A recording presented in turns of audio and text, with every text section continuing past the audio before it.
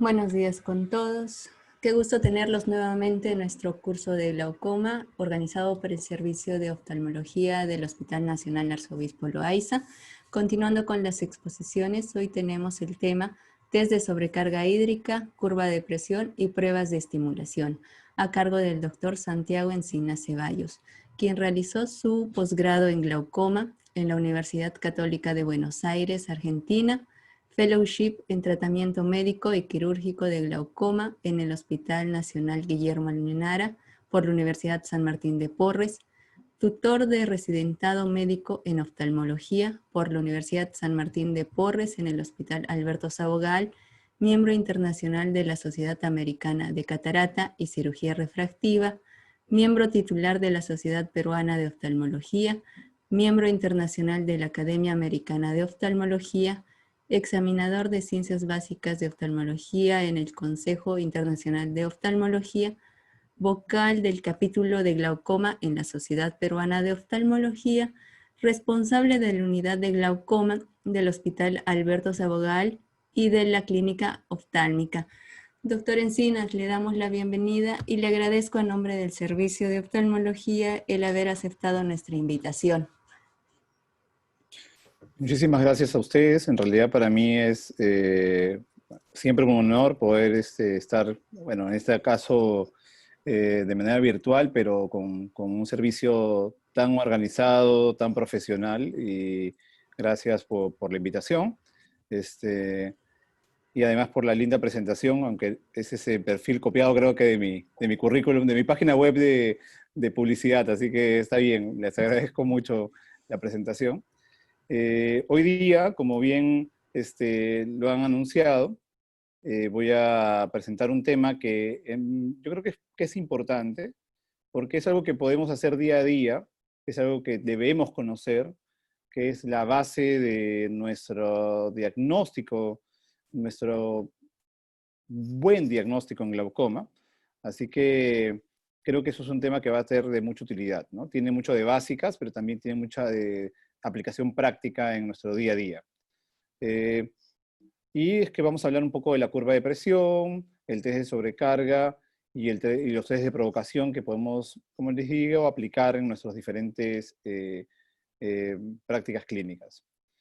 Y es que, como todos lo sabemos, la presión intraocular es la reina de la fiesta. Es el único factor de riesgo y el principal y el único modificable, en realidad, del glaucoma, ¿no? Pero esta presión intraocular suele variar entre 2 a 4 milímetros de mercurio en un periodo de 24 horas, es decir, no es un valor fijo. Cuando encontramos variaciones muy altas, esto es sugestivo de que hay algo patológico y en muchos de los sujetos podemos intuir como un riesgo para el desarrollo de glaucoma.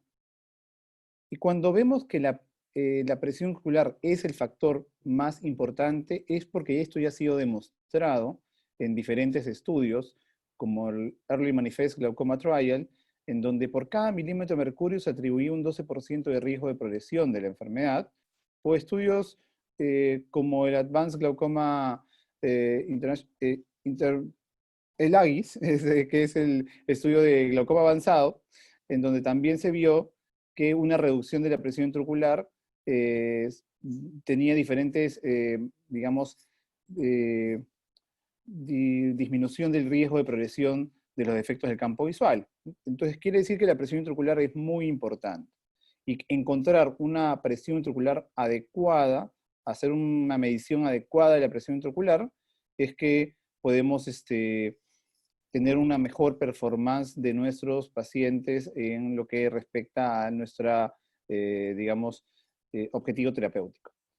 La presión intraocular, como seguramente lo han estudiado ya en exposiciones previas, se compone de una ecuación, digamos, que es la ecuación de Goldman, que es que dice que es la tasa de formación de humor acuoso sobre la facilidad de salida, digamos, más lo que vendría a ser la presión venosa episcleral. Entonces, si vemos esta ecuación, vamos a encontrar que tanto la tasa de formación como la facilidad de salida tienen una variable circadiana y que gracias a estos cambios en la presión venosa episcleral también que se dan vamos a encontrar diferentes presiones en relación a la posición en la que estamos. Entonces, ojo con esto, porque es muy importante entender que estas variables van a, de alguna manera, intervenir en nuestra medición de la presión y en todo lo que vamos a hablar, digamos, al respecto en esta presentación. Entonces, como vemos en esta gráfica, una persona en posición supina, echada, va a tener una presión mayor por esos cambios hemodinámicos que se dan, sobre todo en lo que es la presión venosa epiescleral y la presión de perfusión, a diferencia de la persona que está parada, donde hay obviamente un cambio también que se da, y donde la presión intraocular va a ser menor, y dado que la presión de perfusión es menor y la presión epiescleral en esos casos es mayor. Y esto fue demostrado ya en un estudio de Liu junto con Reinrep, que es uno de los que más han estudiado todas estas variaciones, que mostraron que la presión intraocular normalmente tiene estos cambios, ese comportamiento, tanto en sujetos sanos como en sujetos por glaucoma. Es decir, en todos nosotros, durante las horas que estamos parados, digamos en el día, nuestra presión intraocular va disminuyendo hasta horas de la noche, y una vez que estamos en posición echados, la presión va a ir subiendo hasta encontrar un pico aproximadamente aproximadamente a las 7 de la mañana, en donde nuevamente empieza a haber una disminución de la presión intraocular, ¿no? Y esto también se reproduce en pacientes con glaucoma, donde vamos a encontrar el mismo comportamiento de la presión intraocular, obviamente con las diferencias de los valores, pero con este mismo comportamiento que se da, ¿no? Pero cuando uno hace una medición típica de glaucoma en el tiempo, lo que puede encontrar en muchas de las ocasiones es que vamos a encontrar puntos aislados, es decir, valores muy, muy aislados de la presión ocular. Eso es cuando va el paciente en enero, luego el paciente va en abril, el paciente luego está por agosto y luego lo vemos en diciembre, y por lo tanto lo vamos viendo en el tiempo, pero tenemos estas mediciones aisladas. Y con suerte, muchas de las veces vamos a poder ver que justo hemos coincidido en los periodos donde el paciente tiene los picos de presión, pero el comportamiento también de la presión intraocular podría, con estas variaciones que hemos hablado, no tener siempre, haber tenido subidas y bajadas, pero en este caso, digamos, estamos a ganador porque vamos a poder descubrir los valores, digamos, más altos de la presión. Pero en muchos de los casos de nuestros pacientes, quizás no vamos a tener tanta suerte, y lo que estamos descubriendo son los valores más bajos de la presión, y no vamos a poder descubrir estos picos de presión debido a esta fluctuación. Entonces, hay que entender que la presión intraocular no es un valor fijo durante el día. Como lo he dicho, tiene esta variación entre el día y la noche debido a los cambios posturales, lo que vamos a conocer como un ciclo circadiano. Obviamente no solamente está la posición como parte del factor de variación, eso, como les dije, tiene que ver con la presión arterial, con los cambios en la presión de perfusión, pero básicamente hay que entender que la presión intraocular tiene un ciclo circadiano, ¿no? Entonces, si sabemos que el ciclo circadiano se comporta, que hay un aumento del valor de la presión y que este va a ir disminuyendo a partir de aproximadamente las 7 de la mañana, la mayoría de presiones que tomamos en horas de consultorio no van a revelar el valor real de la presión durante todo el día. Y el 75% de los picos van a ocurrir fuera de las horas de consultorio, es decir, cuando el paciente todavía no ha llegado a la consulta, cuando el paciente está durmiendo en horas de la madrugada, y donde nosotros no vamos a poder detectar estos cambios. Entonces, la pregunta es, ¿qué hacemos? ¿No? Si solamente podemos detectar el 25% de esos cambios. Entonces, es necesario conocer este comportamiento de la presión, que son las características y la forma como se comporta la presión en lo que se conoce como la presión media, las fluctuaciones y los picos, ¿no? ya que estos cambios se van a considerar el principal factor de riesgo para el desarrollo de la progresión del glaucoma, como lo hemos visto en los estudios que mencioné al inicio, ¿no? Entonces, la pregunta es, ¿cómo vamos a monitorizar? ¿Cómo encontramos estas características? ¿Qué herramientas tengo para que yo pueda encontrar estos elementos de la presión intraocular? Para ello tenemos lo que la mayoría quizás hacemos, que son las mediciones aisladas en diferentes horas, ¿no? En diferentes visitas, es decir, al paciente se le cita en diferentes momentos. Sin embargo, como vimos, podemos tener la suerte de que no siempre caigamos justamente en los picos de presión, sino en las bajadas. Por lo tanto, podría eso tener un valor menor. Eh, y para ello, muchas veces la prueba más lógica y la más importante viene a ser la curva diurna de la presión intraocular, la curva horaria, perdón, de la presión intraocular, que es un monitoreo de 24 horas. Sobre esto, hay una serie de otras alternativas que vamos a ir desarrollando a través de esta presentación, en donde vamos a encontrar la llamada minicurva o la curva diurna, que es la curva de consultorio, que también la van a encontrar así. Tenemos hoy en día las alternativas del home tonometry, o digamos de las tonometrías a domicilio. Existen nuevas tecnologías que permiten un monitoreo de la presión intraocular las 24 horas. Y por último, lo que quizás es más práctico y también motivo de esta charla, los test de provocación. La curva de 24 horas tiene ciertas indicaciones, es decir, cuándo yo debo hacerla, porque la mayoría de nosotros tenemos, digamos, la posibilidad de citar al paciente en diferentes momentos, en diferentes días, pero como les dije, en algunos momentos queremos tener mayor información. ¿Cuándo yo me voy a proponer tener que hacer un monitoreo de 24 horas? Por ejemplo, cuando queremos tener una línea tensional en pacientes con hipertensión ocular. Muchos de los pacientes con hipertensión ocular queremos saber cómo se comportan y en esos casos podemos tener una mayor información al hacer una curva tensional. O pacientes con progresión del daño, pero que la presión es normal en el consultorio. Es decir, yo instauré un tratamiento médico, el paciente está empeorando, yo le tomo la presión cada vez que viene y el paciente está en una presión sumamente adecuada. Es decir, tengo 10, 12 de presión y el paciente no sigue empeorando. Entonces, yo le atribuyo esto a otros factores, pero al más importante del que debo atribuirla es que tenga el paciente picos de presión intraocular. ¿Y cómo puedo descubrir los picos? Con la curva de 24 horas. O, por ejemplo, en pacientes que tienen daño glaucomatoso y son catalogados como glaucomas con presión normal. La mayoría de veces, los glaucomas con presión normal, en muchas de las ocasiones, cuando se les somete a una curva horaria, vamos a descubrir que tienen picos de presión intraocular. Nuevamente, no es un paciente con presión normal hasta que no lo demuestre. Entonces, la curva nos sirve para justamente eso, descubrir en aquellos pacientes donde no tienen la presión alta, cuándo podrían estar haciendo la presión, teniendo picos de la presión intraocular. El profesor Roberto Sapaulesi, muchos años atrás, hay que decirlo, digamos, describió por primera vez la utilidad de conocer la curva horaria. Ellos le atribuyen a publicaciones desde el año 60, 61, ¿no? Y que cuando luego de muchos años hubieron ya la aparición de otras publicaciones al respecto.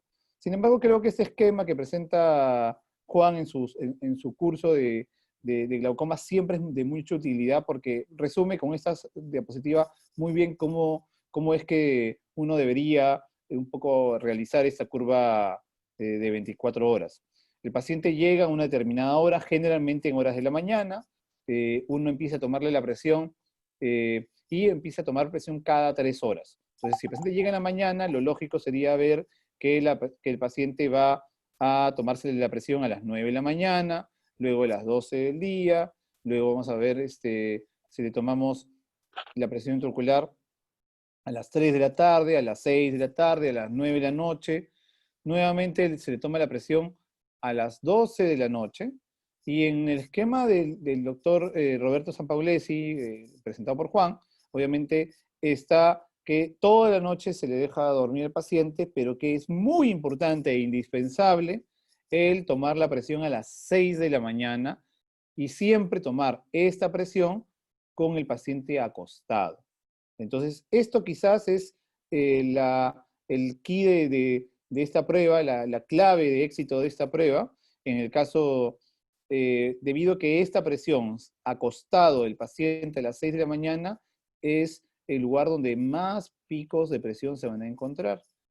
Y ellos hacen un poco este algoritmo para determinar en qué casos hay una sospecha o un riesgo para desarrollar glaucoma, cuando, por ejemplo, lo hacemos en pacientes en donde todavía no tenemos definido, o donde tenemos queremos saber qué tanta variabilidad hay. Y ellos dividen, digamos, los pacientes en 4 grupos, poniendo límite de variabilidad máxima de la presión de 2.1 milímetros de mercurio, y poniendo un límite sobre la presión media máxima de 19.2 milímetros de mercurio. Esto quiere decir que aquellos pacientes que tengan mayor presión máxima de 19.2 o aquellos que tengan mayor variabilidad de 2.1 caen en una zona donde son catalogados como sospechosos, ¿no? Que vendrían son todas esas zonas. Entonces, un paciente normal tendría que ser aquel paciente que tiene menor variabilidad de 2.1 o menor, y menor, digamos, media máxima de 19.2, ¿no? La curva de 24 horas ya también ha sido demostrada con utilidad en otros estudios, por ejemplo, estos estudios presentados por Jonas, donde también se hicieron esta curva de 24 horas en más de 1.400 sujetos, comparando el comportamiento de esta curva en pacientes con presión normal, pacientes hipertensos oculares, pacientes con glaucoma primario de ángulo abierto preperimétricos, perimétricos y glaucomas secundarios, donde utilizaron en este caso no una medición de las 6 de la mañana, sino de las 7, el mediodía, las 5, las 3, la medianoche. Y como se muestra aquí en estas curvas, digamos, diagramas de ploteo, donde podemos ver que en un paciente con presión normal hay una variación, digamos, a las 7 de la mañana, no muy alta, pero miren cómo se comporta la variación de las 7 de la mañana en pacientes con hipertensión ocular y con glaucoma preperimétrico, ¿no? Casi llegan a valores hasta 28, es donde más se dan los picos de presión a diferencia de un sujeto normal. Entonces, nuevamente se refuerza la idea de que justamente es a esas horas de la mañana, como vimos el comportamiento de la curva horaria circadiana, donde se presentan la mayoría de picos hipertensivos, y más aún cuando el doctor Sampaolesi refiere que es indispensable que uno tome a las 6 de la mañana, y es una de las cosas que le critica al estudio de Jonas, por haber tomado a las 7 y no a las 6 de la mañana, aunque obviamente esto debe ser siempre en posición echado el paciente. Ese es un estudio de Constance, donde también muestra valores de la presión y cómo en la mayoría de porcentaje de picos que se dan de la presión en todos los horarios se dan en los picos a las 6, entre las 6 y las 10 de la mañana, en pacientes con glaucoma exfoliativo y glaucoma primario de ángulo abierto, ¿no? Sin embargo, hay una gran dificultad, y quizás es algo que la mayoría lo sabemos, es que la curva de presión demanda una toma de cada 3 horas, incluyendo horas de la madrugada en muchos de los casos. Yo recuerdo, ahora lo recuerdo con mucho cariño, en su momento obviamente no era algo que me gustaba, cuando era residente en el INO, a los residentes de tercer año que rotamos por la unidad de glaucoma durante todo ese mes, se nos programa se los programa las guardias que tenemos, donde normalmente el R3 prácticamente va a dormir, no está todo el tiempo despierto, y lo despiertan si es que hubiera algo quirúrgico, ¿no? En esos casos te programan y uno tiene que estar, obviamente, levantándose cada 3 horas, porque te programan las curvas de presión de los pacientes de glaucoma. Hospitalizan a 10 pacientes, lo máximo que puede entrar en la en la hospitalización del Lino en ese caso, en ese momento. Bueno, han pasado unos años, pero igual probablemente sea el número promedio de pacientes que hay. Y a los 10 pacientes durante todo el día y toda la madrugada, cada 3 horas, se hace el monitoreo de la presión intraocular, ¿no? Obviamente, ese mes de rotación, uno en todas sus guardias duerme menos que el R1, duerme menos que el R2, porque se está levantando cada 3 horas, ¿no? Pero esto no es práctico en la mayoría de casos. La mayoría de servicios de oftalmología no tienen una hospitalización destinada a pacientes de oftalmología justa para curvas de presión. La mayoría están ocupadas por otros tipos de patologías o no tenemos disponible una hospitalización. Y menos aún cuando esto se trata de la parte privada, ¿no? Donde obviamente si desarrollamos práctica en un consultorio privado, una clínica especializada, no vamos a tener la logística y mucho menos vamos a poder hacer una guardia de 24 horas donde podamos ir constantemente donde el paciente. Quizás en condiciones hospitalarias o institutos con investigación, quizás podría tenerse esto, pero en la actualidad hacer curvas de 24 horas es poco práctico, ¿no? Y digamos, no siempre va a ser posible. Entonces se han dado alguna serie de alternativas a las curvas horarias, con el objetivo pues, de poder conocer, digamos, mejor este comportamiento de la presión intraocular y no tener que depender de la curva de 24 horas. Por ahí hay digamos, el desarrollo o lo que algunas veces hacemos, que es la llamada minicurva diurna, ¿no? La curva de consultorio, como les dije. Esto es que el paciente se le va a tomar la presión intraocular en diferentes momentos del día y se le va a poder ver si hay una variación entre las presiones tomadas en la mañana, al mediodía y en la tarde, y poder establecer si es que existe algún pico cuando le hemos tomado la presión en la mañana. Pero como vimos en el estudio del doctor Sampaolesi, la presión de las 6 de la mañana es muy importante. A mí, sinceramente, no me gusta mucho la curva diurna porque suele poder escapársele muchas veces de la información a la que queremos encontrar. Pero, por ejemplo, en este estudio de Nakamura, cuando quería probar las diferencias en comportamiento de las presiones por un tratamiento instaurado, X, trató de probar esa asociación entre la presión de 24 horas y una curva diurna, ¿no? Entre las 9 y las 6 de la tarde, ¿no? Cuando vieron la presión ocular media, encontraron que ambos grupos eran similares, ¿no? Pero que solamente un tercio de los ojos tuvo picos de la presión durante los horarios de consultorio, ¿no? Es decir, no había muchos picos.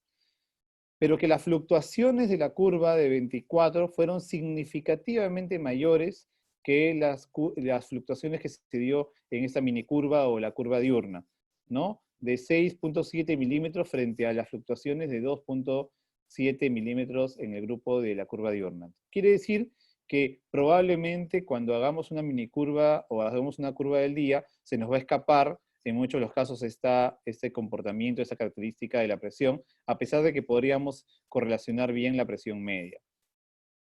Pero, por ejemplo, este estudio de Mosaed, a diferencia de lo que encontró en Nakamura, mostró que cuando la presión ocular la tomaba en posición supina, en horarios de consultorio, la curva, digamos, los picos de 24 horas iban a tener mucha correlación con los picos nocturnos de la presión. En los picos en consultorio encontrados van a tener muy buena correlación con los picos que se podrían encontrar en una curva de 24 horas. Y hay que decir en claro que también en los estudios iniciales de Liu con Wainwright se encontró pues que el comportamiento de la presión ocular en un paciente con glaucoma iba a ser que si el paciente se les tomaba la presión echado, en posición supina, la presión iba a subir más durante el día que durante la noche. Pero doctor, usted nos ha dicho que la presión sube más durante la noche. Bueno, lo que pasa es que vimos que este comportamiento de la presión correspondía a la posición en la que se tomaba la presión. Es decir, cuando yo estoy parado o sentado, en el caso cuando nos van a tomar la presión, a diferencia de cuando estoy echado, mi presión obviamente va a disminuir.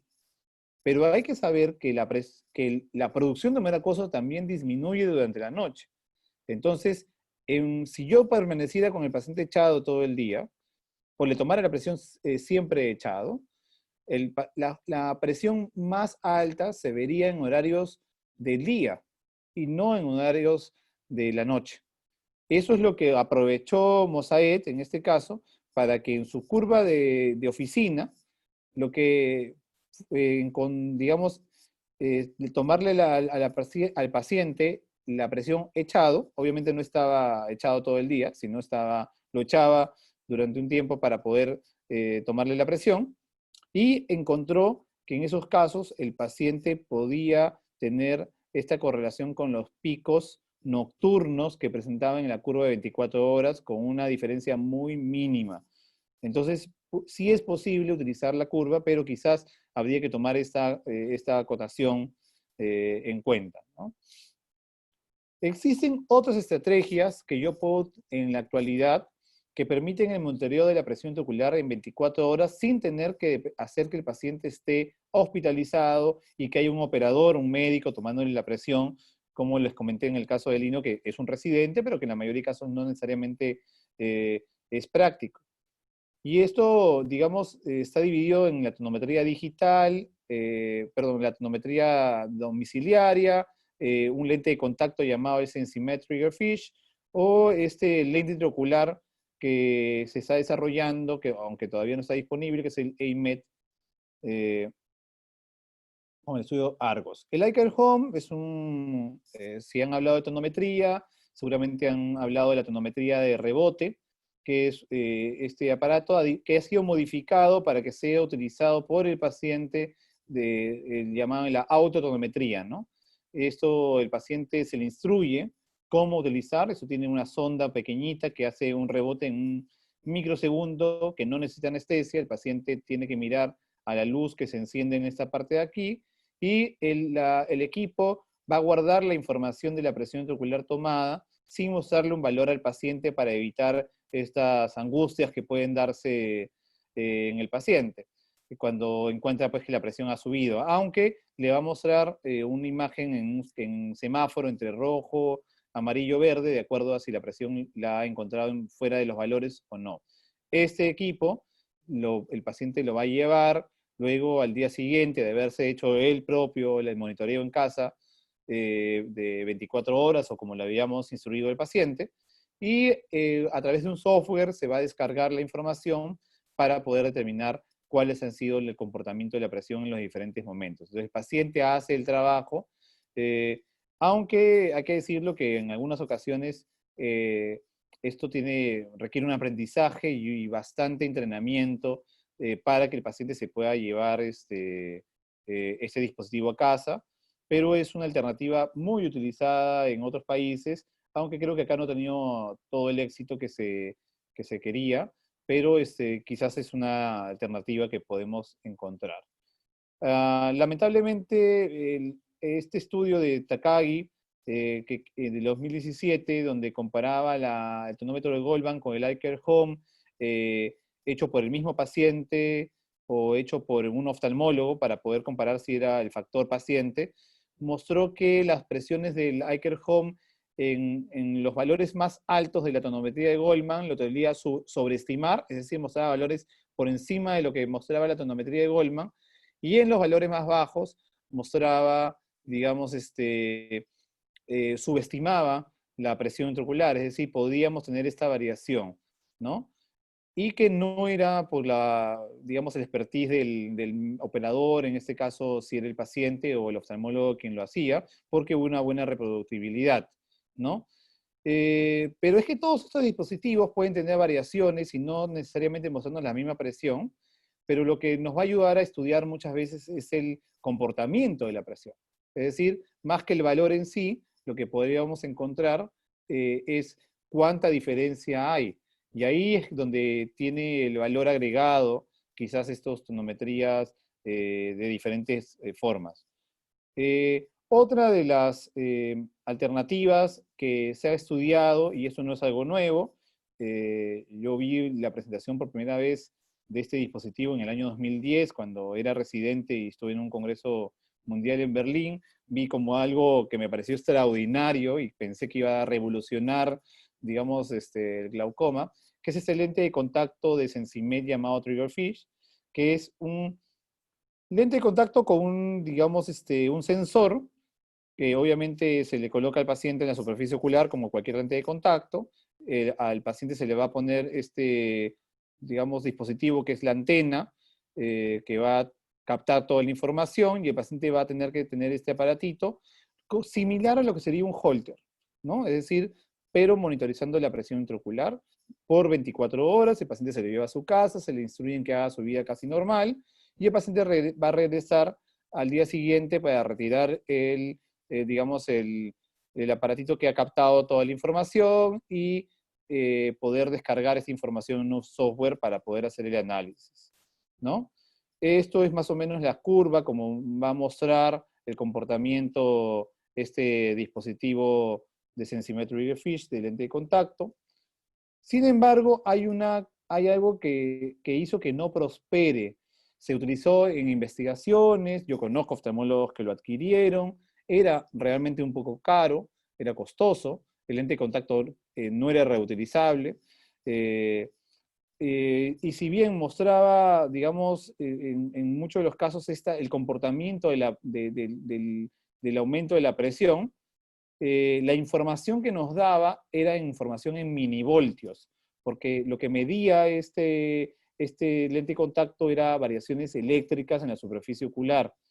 Y convertir los milivoltios para hacer una conversión en lo que era milímetros de mercurio, que es el valor al que estamos casi siempre, digamos, acostumbrados, ¿no?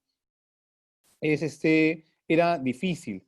Por lo tanto, quizás era la primera limitación que tenía este equipo para lograr una buena, digamos, una aceptación, y por el costo y quizás estas dificultades no ha sido algo que ha prosperado. Yo creo que más por el costo, pero todavía creo que es una barrera a vencer el tema de poder medir milímetros de mercurio y no medir otro valor cuya conversión es muy difícil para el valor al que estamos, digamos, actualmente acostumbrados, ¿no? Sin embargo, lo mismo, la información que nos da es más el comportamiento y la variación que podemos tener, los picos según el comportamiento del paciente, si el paciente hacía algún ejercicio, si el paciente, en los casos, por ejemplo, de glaucomas por dispersión pigmentaria, o el paciente tenía los picos en la noche, etc. Y nos podría dar esta información de 24 horas sin tener que hospitalizar al paciente. Y por último, algo que está en desarrollo, que es lente intraocular o especie de lente intraocular que se coloca, tiene un sensor, se coloca en el surco, y permite la medición de la presión a través de la telemetría. O sea, tiene este sensor que mide la presión intraocular. Están en el segundo estudio de investigación, el Argos 1, que incluyó 6 pacientes, el Argos 2, que ha incluido, me parece que 22 pacientes, donde se ha colocado este dispositivo. Cuando uno lo dilata, incluso puede ver este dispositivo en cámara anterior, y que ha tenido una buena correlación con la presión de Goldman, digamos, en estas mediciones, ¿no? Aunque obviamente parece que están tratando de una manera de mejorarlo, porque todavía pues sigue habiendo en algunos casos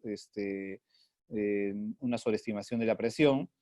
Entonces, yo creo que todavía falta algún tiempo para que esto pueda ser comercialmente disponible, pero vamos, nuevamente estamos en el mismo camino, encontrando formas de monitorizar la presión intraocular 24 horas sin necesidad de que nosotros seamos los operadores y sin la variación que podría tener las curvas que no son de 24. Cuando todo esto no es posible, porque obviamente alguna parte es algo a futuro o algo que no necesariamente tenemos disponible, la realidad no los permite, la curva de 24 horas tampoco es algo práctico ya en la actualidad. Tenemos nuestros mejores amigos que son las test de provocación.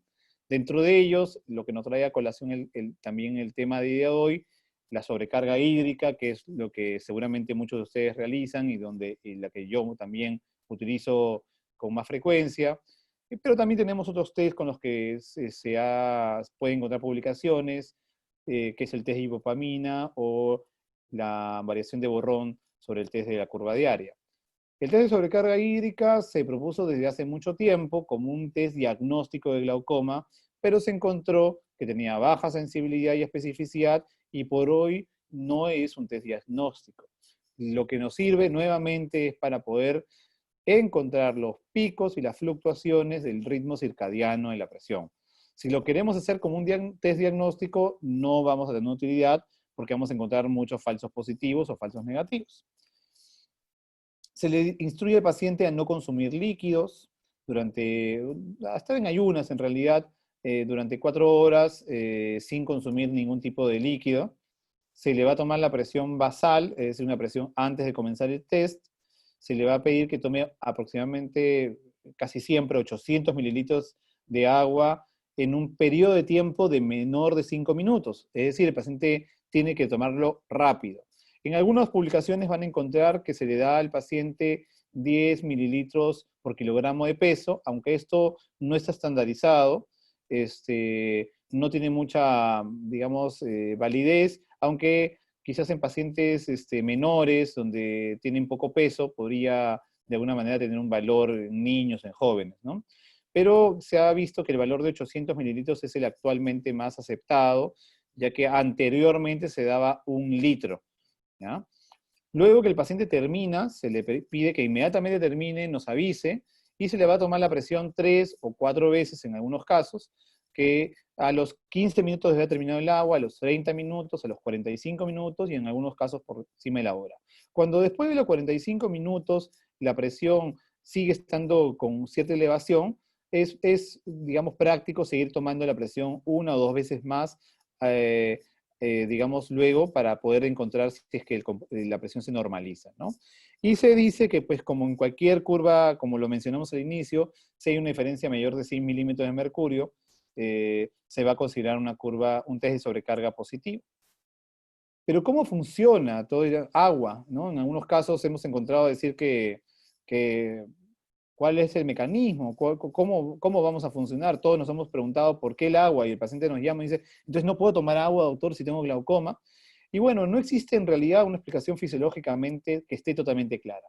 Hay una serie de mecanismos a los cuales se le ha introducido teorías sobre el flujo interno que tienen que ver con los cambios de gradiente de la presión osmótica, la hidratación vítrea, el incremento de la producción de humor acuoso, o teorías sobre el flujo externo como el aumento de la presión venosa episcleral, o una gradiente de presión obviamente negativa gracias a este aumento de la presión venosa episcleral.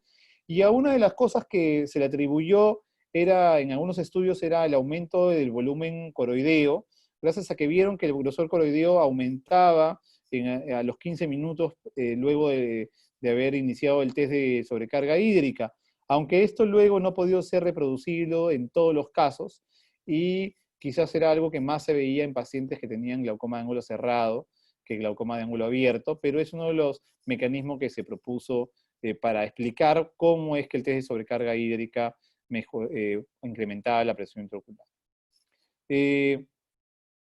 Si bien entonces el aumento del grosor coroideo mostró ser significativo, era mayor en ángulo cerrado y no ocurre en todos los casos, por lo tanto esto todavía no puede explicar todo el mecanismo por el cual subiría la presión. Pero es un test reproducible, hay estudios que demuestran que esto es reproducible en el tiempo en el mismo paciente, ¿no? Y miren cómo aquí se da estos dos grupos, como la fluctuación en 2 días diferentes, se puede ver que estos picos se encuentran con muy buena correlación en los pacientes, ¿no? Entonces es un test que se puede reproducir. Existe una buena correlación del test de sobrecarga con la curva diaria de presión, quizás es el test que mejor correlación tiene con la curva diaria de presión, ¿no? Aunque muchas veces los picos se encuentran mayores en el test de sobrecarga que en la curva diaria, pero digamos, podemos encontrar que estas variaciones, la presión máxima del test de sobrecarga, vamos a correlacionarla, vamos a encontrarla la mayoría de veces entre los 15 y los 30 minutos. Esta presión máxima vamos a encontrar, va a ser la que va a tener correlación con los picos de presión, ¿no? Y, por ejemplo, nos puede servir en la actualidad para medir eficacia terapéutica de los pacientes. Entonces, no tiene un valor diagnóstico, pero sí tiene un valor para encontrar las fluctuaciones o la eficacia terapéutica, por ejemplo, en los pacientes sometidos a trabeculoplastia láser selectiva, donde vamos a encontrar que previa a la trabeculoplastia, miren cómo había un aumento de la presión, y miren cómo posterior a la trabeculoplastia, el pico a los 15 minutos y a los 30 minutos disminuye en el paciente, o la curva de este test de sobrecarga se va a aplanar, ¿no? Entonces, podemos utilizarla en esos casos con una muy buena correlación, y es de mucha utilidad en nuestros casos, o pacientes donde le hemos también sometido a alguna actividad quirúrgica, como trabeculectomía, una cirugía no penetrante, algún tipo de láser, etcétera, ¿no? Y también tiene una buena validez para predecir, digamos, riesgo de progresión. Se encontró que el test de sobrecarga en ese estudio del doctor Susana, como tenía un aumento encontrado en el, digamos, en el test de sobrecarga, y cómo esto se correlacionaba, digamos, con un mayor porcentaje de riesgo de progresión en el tiempo, ¿no? Entonces, los pacientes donde encontraron mayor daño en el campo visual fueron aquellos que tenían mayor variabilidad en la respuesta del test de sobrecarga, y los picos y el porcentaje de fluctuaciones en la presión en el test de sobrecarga, como se ve aquí, fue mayor en aquellos pacientes que tuvieron progresión en el campo visual. Entonces eso también es importante. Yo tengo pacientes donde he instaurado un tratamiento, quiero ver si ese paciente responde, y donde yo encuentre que el paciente tiene una fluctuación muy alta, yo puedo predecir que puedo tener un peor comportamiento en el tiempo y explicarle al paciente que esto demuestra que puede empeorar con mayor facilidad. Otra de las alternativas de estos test de provocación es el test de ibopamina. Este utiliza un colirio llamado, que es el clorhidrato de ibopamina, el 2%, que dentro de cámara anterior se va a hidrolizar rápidamente a un compuesto llamado epinina. Esto va a tener estimulación de receptores alfa-adrenérgicos y dopa-1 dopaminérgicos, produciendo una midriasis no cicloplégica y una hipersecreción del humor acuoso por la estimulación de los receptores dopaminérgicos. Cuando el paciente tiene un buen estado del sistema trabecular, probablemente la presión intraocular no aumente, pero en aquellos pacientes que tienen falla trabecular va a mostrarse un aumento de la presión. Obviamente por motivos de que hay una midriasis y una hipersecreción, no debe ser utilizado en pacientes con cierre angular, así que es necesario siempre tener una conioscopía previa. Se debe tomar la presión basal, luego a echarle la presión, una gota de esta ibopamina al paciente, esperar una segunda gota a los 5 minutos, y luego tomarle la presión a los 45 minutos de instilada la gota. Ese esquema del doctor Sampaulesi, acá se quedó en negrito los créditos, perdón. Eso es un esquema del doctor Sampaulesi, donde muestra pues, que a los 45 minutos en pacientes normales la presión prácticamente no va a subir o va a disminuir incluso, pero que en pacientes con digamos, falla trabecular, glaucoma, la presión se va a elevar entre 5 a 15 milímetros de mercurio, digamos, demostrándonos la incapacidad del trabéculo en poder realizar la facilidad de salida del humor acuoso. Y otro de los test que podríamos utilizar también en consultorio es la variación del test de la curva diaria propuesta por el doctor Borrón. Y es que cuando Sampaulesi describió pues, que el pico de las 6 de la mañana era más importante, la dificultad era que la mayoría de veces no vemos al paciente a las 6 de la mañana. El doctor Roberto Borrón, también argentino, hizo un estudio donde correlacionó la presión de las 6 de la mañana con la presión de las 8 de la mañana. Lo que hizo fue tomarle la presión al paciente hospitalizado previamente a las 6 de la mañana, echado. Luego él le dijo al paciente que podía levantarse, tomar máximo un vaso de agua, no consumir café ni otras sustancias, no hacer ningún tipo de ejercicio, no frotarse los ojos, etc. Y lo que hizo fue volver a acostarlo a las 7:30 de la mañana, incluso pedirle al paciente que si podía dormir, y a las 8 de la mañana, media hora después de que el paciente había recostado, le volvió a tomar la presión ocular y le sumó 0,5 milímetros de mercurio a la presión tomada y encontró que había una muy buena correlación entre la presión de las 6 de la mañana y las 8 de la mañana. Lamentablemente, en otros estudios posteriores no han logrado tener esta correlación tan buena del pico de la curva diaria con el test de Borrón. Quiere decir que puede Borrón haber demostrado que había una buena correlación con el pico de las 6 de la mañana de los pacientes, pero la gran variabilidad que ocurre durante la noche, que no solo depende de la posición, hace que no siempre puede encontrarse esos picos. Donde la curva horaria mostró picos positivos, el test de Borrón mostró muchas veces picos negativos, y donde la curva mostró en ese estudio de Turati eh, eh, picos negativos, el test de Borrón mostró picos positivos en 12 pacientes y en 15 en ese estudio. Por tanto, no hubo una buena estimación, es decir, la estimación de las diferencias fueron estadísticamente significativas en este estudio de la Escuela Mexicana de la Ceguera, donde encontraron mucho mejor correlación de los picos en pacientes con test de sobrecarga que con el test de Borrón, ¿no? En la práctica, lo que muchos realizan es que al paciente en horas de la consulta lo que hacen es echarlo media hora y le toman la presión, inmediatamente se levanta o echado, pero en horario de consultorio, digamos, tratando de que la posición supina del paciente sea la que nos muestre si hay una variación de la presión, como vimos en las curvas de oficina, digamos, del paciente, pero en este caso lo que proponía Borrón es que solo le tomemos la presión a las 8 de la mañana al paciente, ¿no? Y ya no a las 6 de la mañana, con lo cual era más práctico en el tiempo, ¿no? Bueno, esa es un poco la revisión que quería traerles hoy día. Hay mucha información. Como les vuelvo a repetir, el test que más utilizo yo es el test de sobrecarga hídrica. Me parece muy práctico, muy fácil para el paciente, no tiene costos. La ibupamina no es algo que se encuentra en nuestro país, es algo que es una gota italiana. Hasta que yo tengo conocimiento, el doctor Sampaolesi la traía de Italia, de Europa en general, aunque creo que ellos están fabricando su propia ibupamina, no es algo que tengamos disponible.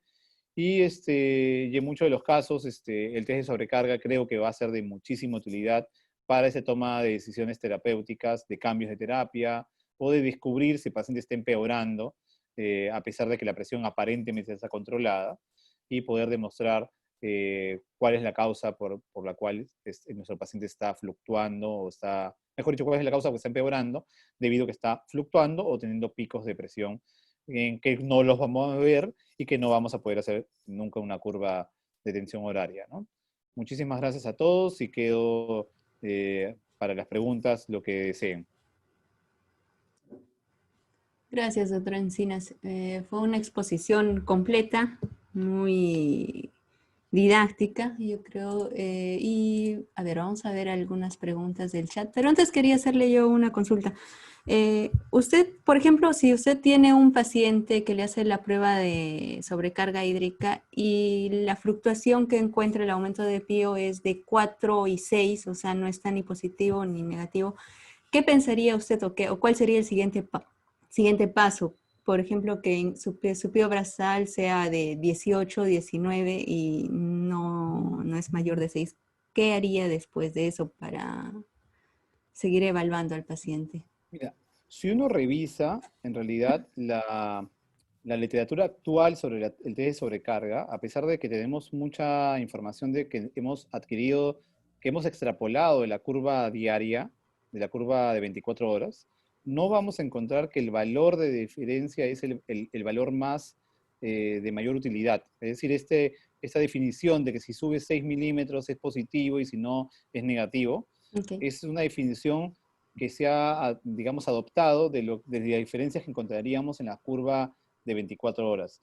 Lo más importante en el test de sobrecarga, si uno revisa las últimas publicaciones del mismo doctor Susana y de un grupo, que desarrolla esto, la utilidad está más en medir si había una fluctuación de la presión o había un pico de la presión, pero sin que esto sea el valor. Obviamente, esto quiere decir que si yo encuentro una variación de la presión por encima de valores normales o una fluctuación muy alta de mi paciente, es lo que tiene más valor que en sí si yo encuentre solamente 3 o 4 de variación, ¿no? Hay que ver cuánto tiempo se sostiene la curva, si se sostiene mucho tiempo arriba esa variación, si se recupera rápidamente. Y yo sigo utilizando dos criterios. El primero es que supere valores, digamos, de normalidad, es decir, los 21 milímetros de mercurio, es decir, el paciente se va fuera de rangos normales.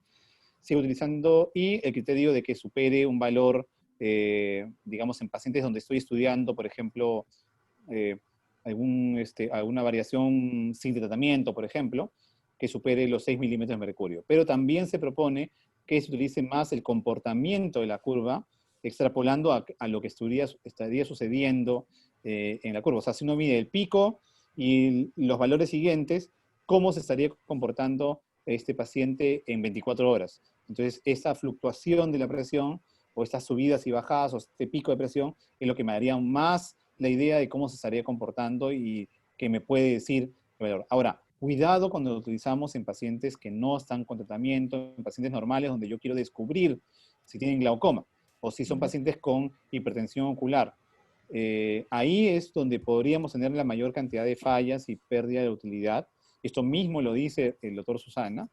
Sin embargo, en la práctica, muchas veces en un paciente que tiene un daño glaucomatoso y que la presión es normal, en lugar de hacer una curva de 24 horas, le hacemos un test de sobrecarga para descubrir si tiene esos aumentos de la presión fuera de lo normal, ¿no? O picos por encima de 21 o variaciones muy altas, ¿no? Hay publicaciones donde vas a encontrar que toman como valor de positividad 4 milímetros de mercurio. Y hay publicaciones que vas a encontrar que toman como valor de variación 8 milímetros de mercurio.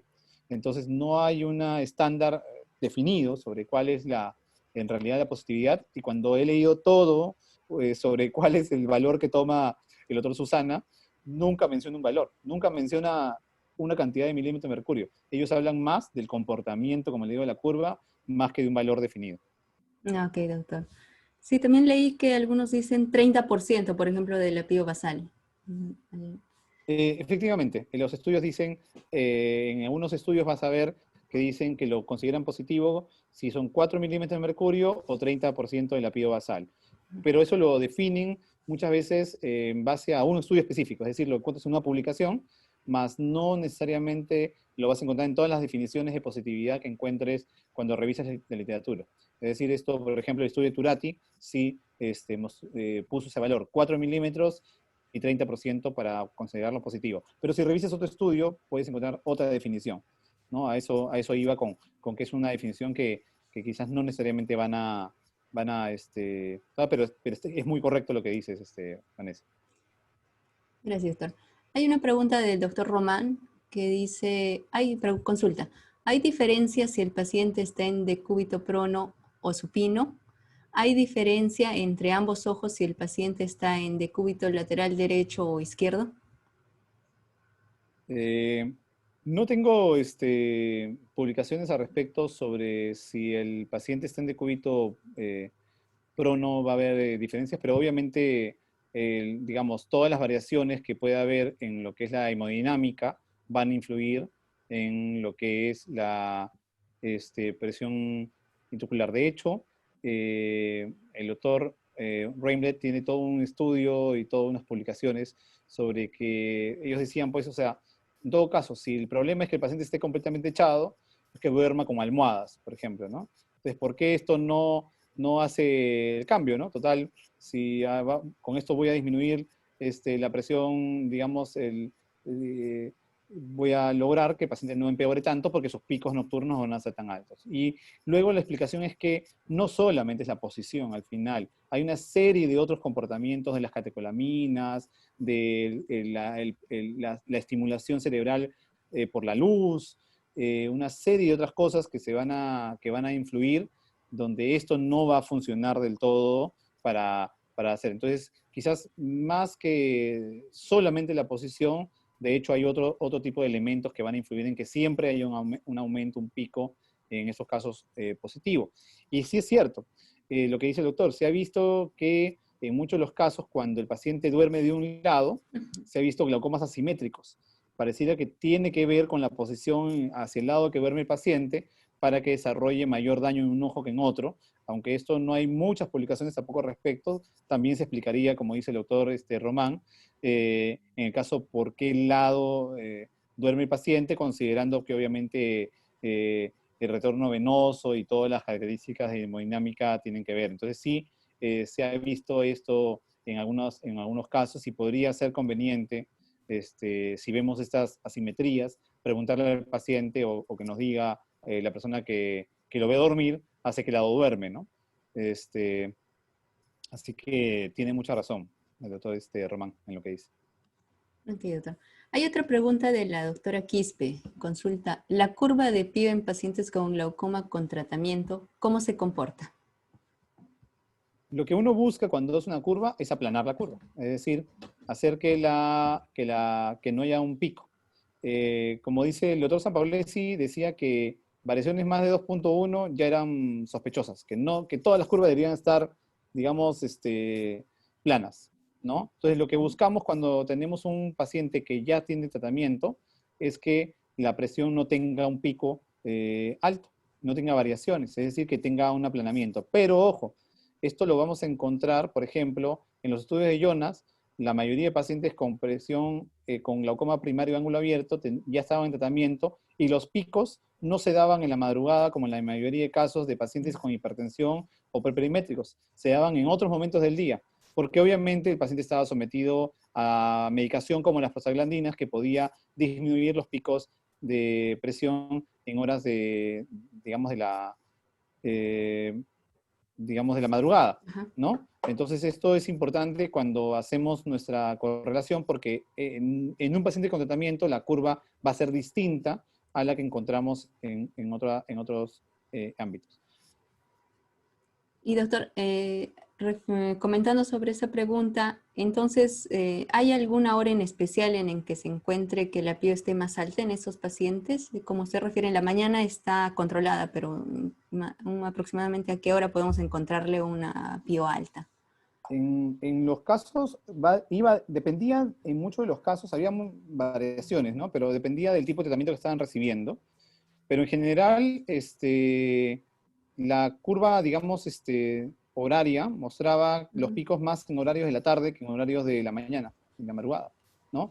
Eso es lo que se veía en esos estudios de Jonas, ¿no?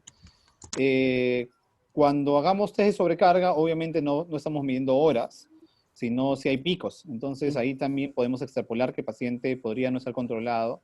O lo que yo hago, por ejemplo, en muchas de las ocasiones es decirle, ok, te he hecho un test, mira esta variación, te voy a instalar un tratamiento y te vuelvo a hacer el test después de un tiempo. Y le vuelvo a repetir el test y veo cómo cambia el comportamiento, ¿no? Que esto un poco a lo que pregunta, hay una pregunta sobre cuáles serían las indicaciones entonces puntuales de Doctor sobrecarga, Carlos. ¿no? Que básicamente son las mismas indicaciones que tenemos en la curva diaria, pero con la acotación de que no es un test diagnóstico. Entonces, lo que básicamente vamos a tener pacientes donde progresan y pacientes que están en tratamiento, pero que están progresando, digamos, su enfermedad. Es decir, yo encuentro que el paciente está empeorando, a pesar de que yo pienso que está controlado cuando le tomo la presión en consultorio. Y dos, para medir eficacia terapéutica, es decir, lo que estoy mencionando, sea una nueva droga, sea un SLT o sea una cirugía, yo puedo hacer este test después en este paciente y demostrar que su test de sobrecarga previo ha variado después de ha hecho el cambio terapéutico, ¿no? Hay una pregunta del doctor Reyes que dice, ¿el síndrome de apnea de sueño influiría en la variabilidad y fluctuación de la PIO? ¿Se puede asociar toma de PIO en los estudios de polisomnografía? Bueno, el síndrome de apnea del sueño se ha siempre asociado mucho al riesgo de desarrollo de glaucoma con presión normal, ¿no? Y se ha visto que en los pacientes con glaucoma con presión normal también se dan variaciones de la presión intraocular eh, en pacientes en la curva de 24 horas, ¿no? Entonces, obviamente, si en un paciente que está sometido a un estudio de polisomnografía, eh, se podría aprovechar esta logística para poder hacer digamos, la toma de la presión intraocular, por supuesto, porque vamos a poder encontrar si es que este paciente con apnea del sueño tiene un riesgo mayor de desarrollo de glaucoma con presión normal o si es que no les han imputado hipertensión ocular, como le digo, con esa asociación, ¿no? Y ya que el paciente va a estar internado, acostado, si tenemos una logística que permita eso, aprovecharíamos de lograr. Pero habría que ver quién es el operador y qué tipo de tonometría se utilizaría para hacer la medición, ¿no? Ok, doctor. Hay otra pregunta del doctor Tuyume, consulta, sobre el test de sobrecarga hídrica, curva horaria, test de Borroné, ¿qué beneficio específico aporta cada uno de ellos? ¿Qué lo diferencia del otro? Lo mismo que mencionaba quizás al inicio, ¿no? La, lo ideal sería que a todo el mundo le podamos hacer curvas 24 horas, ¿no? Eso sería lo ideal, porque podríamos descubrir todo el comportamiento natural y tomarle la presión incluso al paciente echado. En la práctica eso no siempre es posible. Entonces, como les mencioné, es muy caro, es poco práctico, no hay, eh, quizás ningún oftalmólogo hoy en día lo realiza, salvo, no sé si ustedes en el hospital lo realizan, pero que yo sepa, los únicos dos lugares donde vi que lo hacían era el INO, y alguna vez lo vi en La Ceguera, que también lo seguían haciendo, pero en La Ceguera, por ejemplo, lo hacían con el tonómetro de shots en ese momento porque no había otro tonómetro portátil, ¿no? Entonces, lo que aportan en realidad es conocer el comportamiento de la presión cuando tenemos la duda de si este paciente hace hipertensión ocular, o sea, o el paciente hace picos porque empeora sin que yo pueda ver el aumento de la presión. Entonces, dos cosas muy puntuales. Pacientes que yo sospecho que tienen glaucoma o que tienen glaucoma, pero yo no encuentro la presión alta. Le digo, señor, pues usted tiene 15 de presión y tiene un daño. Eh, ¿Es un glaucoma con presión normal? No, hasta no demostrar lo contrario. Entonces yo quiero demostrar por descarte que es un glaucoma con presión normal, lo debo someter a una curva horaria, por ejemplo, en esos casos. Y por otro lado, tenemos el paciente que ya está con tratamiento, y yo soy feliz porque le encuentro la presión normal en mi consulta, y en ese caso sigue empeorando. Entonces digo, algo pasa, no se echan las gotas, o no está funcionando para controlar estas fluctuaciones o estos picos. Ahí es quizás el beneficio. Dentro de todo lo que tenemos como alternativas, creo que el test de sobrecarga se lleva por encima de los demás porque es costo-beneficio, es baratísimo y es rápido, se puede hacer en el consultorio, no depende de la hora, no depende de la posición del paciente, entonces por ahí lo podemos aprovechar, ¿no? Excelente, doctor. Hay otra consulta, otra pregunta donde consultan si hay variabilidad de la PIO, si se hace un test de sobrecarga con 1 litro o con 800 mililitros. Sí, se vio en la actualidad que el uso de menos de 500 mililitros y más de 1 litro ya no tenían tan buena correlación con que podrían, digamos, tener falsos mediciones. Entonces se ha puesto como estándar 800 mililitros en la actualidad, aunque vamos a encontrar publicaciones donde todavía lo hacen con 1 litro. Pero obviamente hay que tener en cuenta el estándar de peso también del paciente, ¿no? Un paciente obeso, grande, o un paciente, un niño, una persona muy pequeña, quizás tenemos que hacer la variación, como les dije, según la tabla, ¿no? Pero en el estándar, casi a todos, hay que utilizar 800 mililitros porque los estudios luego demostraron que con 1 litro no había tanta correlación, ¿no? Ok, doctor. Y la última pregunta del doctor Pérez dice, ¿cuáles son las contraindicaciones para no realizar el test de sobrecarga?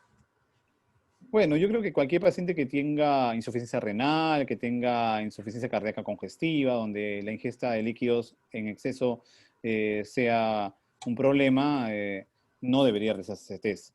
A diferencia del dihidropamina, tampoco no hay mucha diferencia en pacientes con glaucoma de ángulo abierto o cerrado, pero yo quizás no lo utilizo como una prueba válida en glaucoma de ángulo cerrado. Casi siempre lo hago en todo tipo de glaucoma de ángulo abierto, ¿no? Entonces, si tenemos esa contraindicación para ingestas de líquidos como enfermedad cardíaca congestiva, definitivamente no lo podemos, o aquellos donde no podamos restringir líquidos, ¿no? También tenemos que tener en cuenta eso, ¿no? Ok, doctor. Doctora Castro, ¿algún comentario para el doctor Encinas?